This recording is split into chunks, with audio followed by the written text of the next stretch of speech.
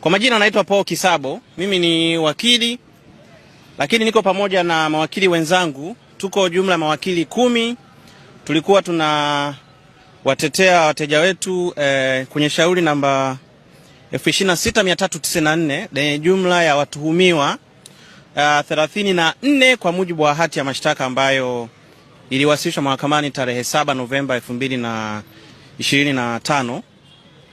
Sasa leo shauri lilikuja kwa ajili ya lilikuwa limepangwa kwa ajili ya kutajwa, lakini cha kushangaza ni kwamba watuhumiwa hawajaletwa mahakamani na upande wa jamhuri haujaeleza sababu yoyote ya kutokuwafikisha watuhumiwa mahakamani, kinyume na amri ya mahakama ambayo ya mara mwisho ilikuwa ni kwamba leo wanasheria kuja kutajwa watuhumiwa waletwe mahakamani.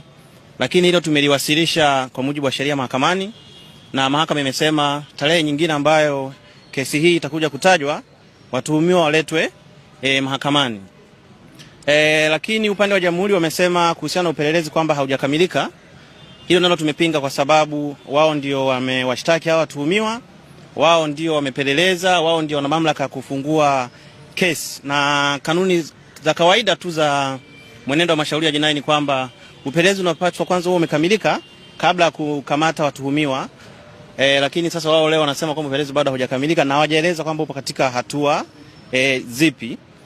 Lakini cha kushangaza ni kwamba mshtakiwa namba 17 anaitwa Moses Lemweta Mgao. Mahakama imetueleza kwamba huyu mtu hajawahi kufikishwa mahakamani, lakini cha kushangaza kwenye hati ya mashtaka yupo, na hati za mashtaka zinavyoandaliwa huwa pia zinakuwa na particulars, yani zinakuwa na wasifu wa huyo mshtakiwa. Huyu mshtakiwa namba 17 kwa mujibu wa hati ya mashtaka ambao ni public document, imeandikwa ana umri wa miaka 33, kabila lake ni Masai, kazi yake ni mlinzi, dini yake ni Mkristu, na makazi yake imeandikwa Masaki.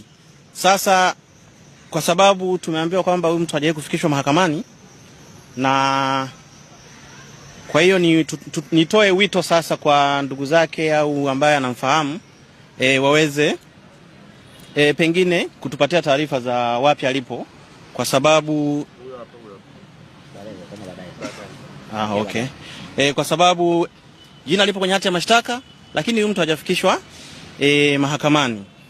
Lakini pia kingine, upande wa jamhuri umetueleza kwamba kuna watuhumiwa wengine wameongezwa au waliongezwa kwenye hii hati ya mashtaka. Hii hati ya mashtaka ina watu 34, waliongezwa wengine 4, lakini hatujaelezwa ni lini waliongezwa, na hatujaambiwa pia majina yao kwamba ni fulani na fulani na fulani. Kwa hiyo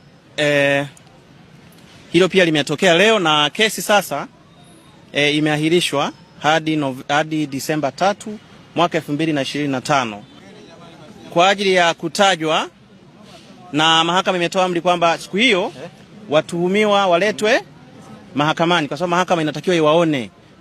Na kama unakumbuka tarehe iliyopita baadhi ya watuhumiwa walikuwa wana majeraha, tuliomba kwamba wapelekwe hospitali wakatibiwe na ripoti iwasilishwe mahakamani. Hata hivyo hatujaelezwa kama hiyo ripoti imewasilishwa mahakamani, lakini pia tumelihoji hilo mbele ya mahakama kuhusiana na taarifa ya matibabu ya watu wote ambao walikuwa wana majeraha kama ambavyo mara ya mwisho mahakama ilitoa amri. Kwa hiyo kesi imeahirishwa mpaka tarehe 3 mwezi wa 12 mwaka 2025 na watuhumiwa wote wataletwa mahakamani.